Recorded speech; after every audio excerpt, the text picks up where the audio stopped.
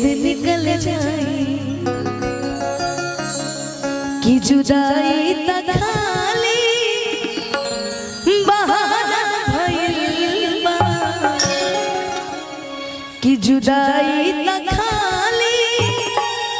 बहाना भइल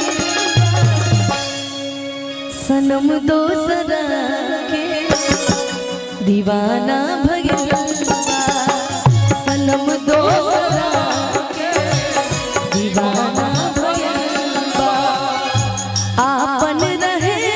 जे बेगाना भइल बा आपन रहे जे बेगाना भइल बा सनम दोसरा के दीवाना भइल बा सनम दोसरा के दीवाना भइल बा।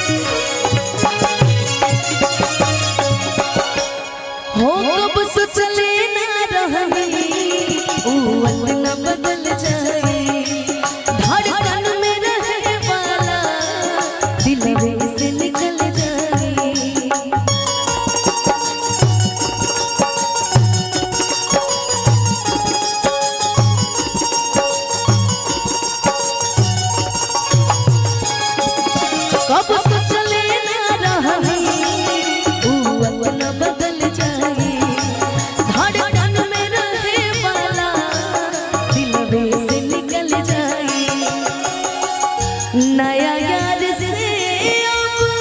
याराना भइल बा नया यार से याराना भइल बा सनम दोसरा के दीवाना भइल। और बहुत बहुत स्वागत अभिनंदन सनी भैया आपका इस मंच पे सैड सॉन्ग गाते तभी आपकी एंट्री भी होती है कि सनम दोसरा के दीवाना भइल बा सनम दोसरा के दीवाना भइल बा आपन रहे जे बेगाना भइल बा आपन रहे जे बेगाना भइल बा सनम दोसरा के दीवाना भइल बा सनम दोसरा के दीवाना भइल बा सनम दोसरा के दीवाना भइल बा सनम दोसरा के दीवाना भइल बा।